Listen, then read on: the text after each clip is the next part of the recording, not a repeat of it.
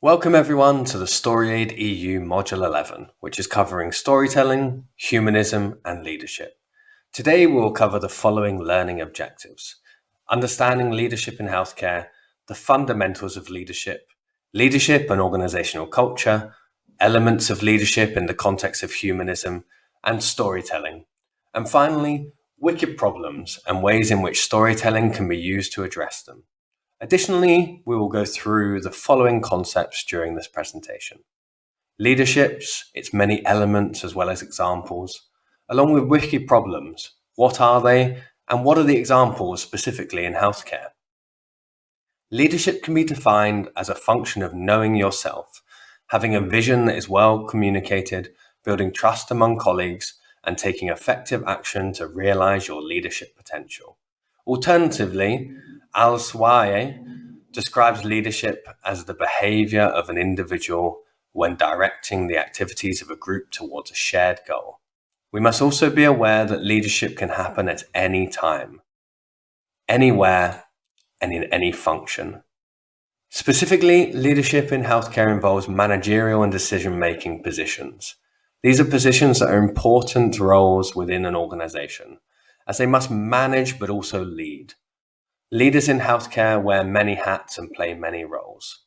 Leadership may involve carrying out tasks attributed to their clinical duties, for example, leading a ward round or multidisciplinary team meeting. Leadership may also involve motivating and inspiring teams. Additionally, through humanistic communication and storytelling, which may play a role in leadership. Now, let us break down what the fundamentals of leadership are. Firstly, people. True leaders do not go it alone. They develop respectful, trusting relationships. Persistence. Leaders do not back down. They push forward and find creative solutions to perceived barriers. It requires patience, strength, and wisdom to turn challenges into opportunity. Practice. No leader starts out knowing everything. They learn from trying and realize some of the best leadership lessons from their failures. They also learn from other people and understand and watch people in practice. It is okay to go back to the drawing board to acquire new skills and understanding that may help you in the future. Perspective. Leaders must be able to identify general trends. They gain significant insight into having a clear worldview with which to embrace change. Another important element in healthcare leadership is role modeling. Leaders can also act as role models in healthcare settings, encouraging the change required to lead through continuous transitions. By developing others through mentorship and guidance, leaders can achieve success. It takes empathy to understand what inspires and motivates others to follow. It is by modeling behaviors of persistence and motivation that inspires others to unite in a journey to redesign the work of continuous improvement. It is imperative to have a broad outlook beyond immediate surroundings, to understand how to bring vision to action and also to inspire others. And also, crucially, to understand and have a broad outlook that maybe sometimes you won't have to be the leader and someone else in your team could be. Another important element that comes from leadership is organizational culture. It is developed in large part from leadership, while the culture of an organization can also affect the development of its leadership. Leaders work within their organizational cultures, following existing rules, procedures, and norms. Transformational leaders change their culture by first understanding it and then realigning the organization's culture with a new vision and a revision of its shared assumptions, values, and norms. Leadership and organizational culture are widely believed to be linked in the broader process of change. As Cotter stated in 1998, only through leadership can one truly develop and nurture culture that is adaptive to change. Another major element of leadership is humanism. Humanistic approach to leadership is extremely important when working in healthcare settings. Leaders should be tactful, accessible, approachable, and versatile. Humanistic leadership is about trusting others, being ethical, showing compassion, and possessing strong emotional intelligence. Humanistic leaders are those who are constantly questioning themselves and who seek awareness about themselves and others while continuously evolving.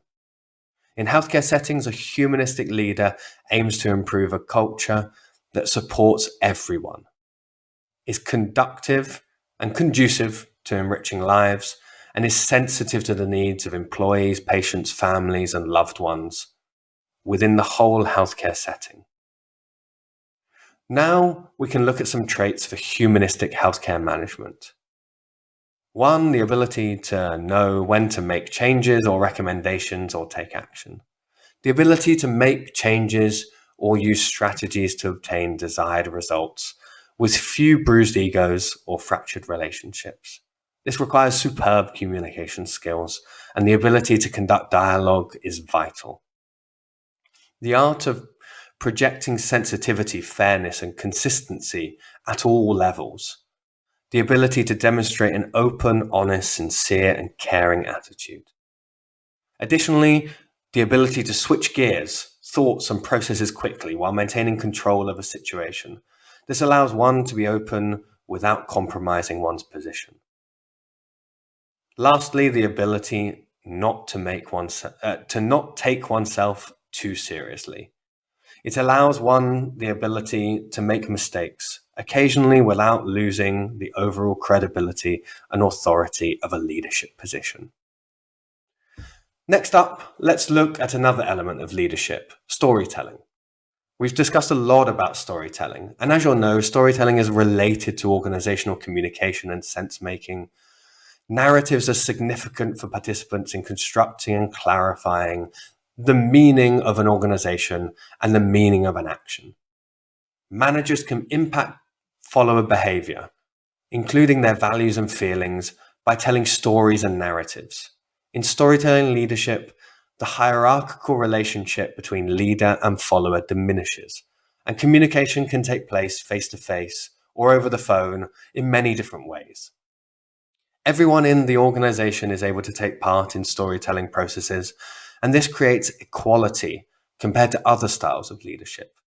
A manager can receive information about a subordinate's feelings through storytelling and can support, comfort, or cheer up that person who they're working with an appropriate story. Areas of influence found in leaders' stories can help to motivate, inspire, prevent, or diffuse conflicts, and additionally influence superiors, building trust and more. Following the information on leadership, we will now discuss a new topic, wicked problems. Firstly, let me explain what wicked problems are. Wicked problems are ones that cannot be solved using traditional methods. They are different from traditional problems in that they are 1.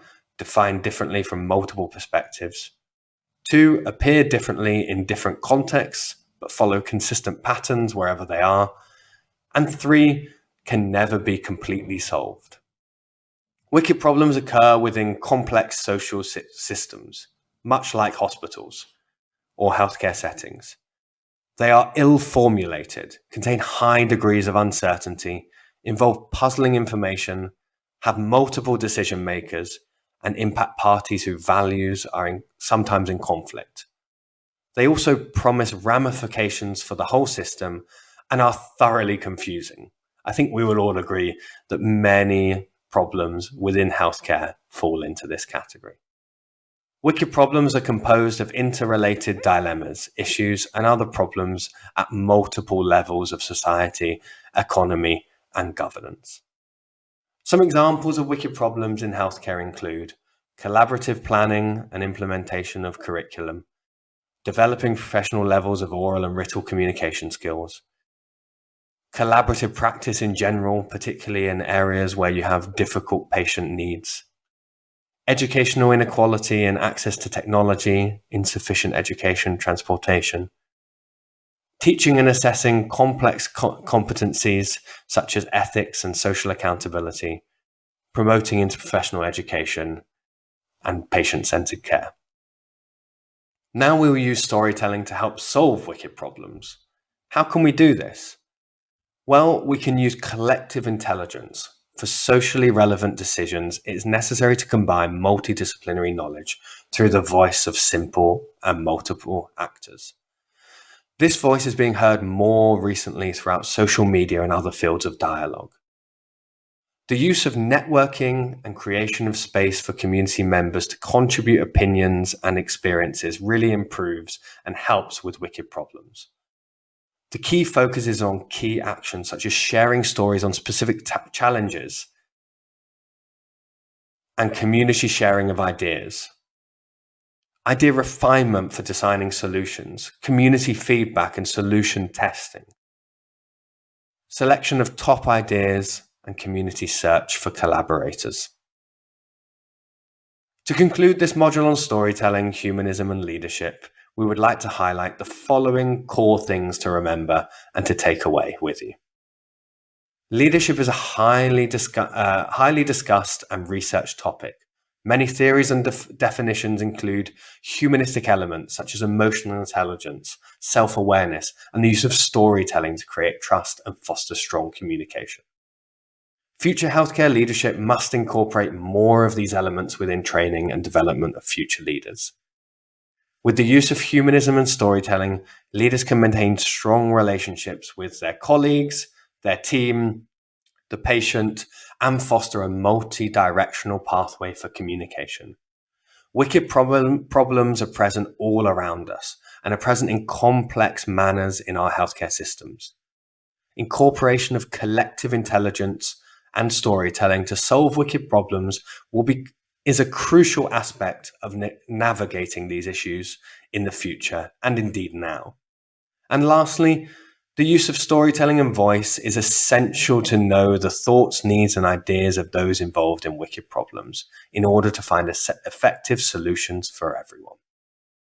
Thank you for listening, and we hope you enjoyed the module.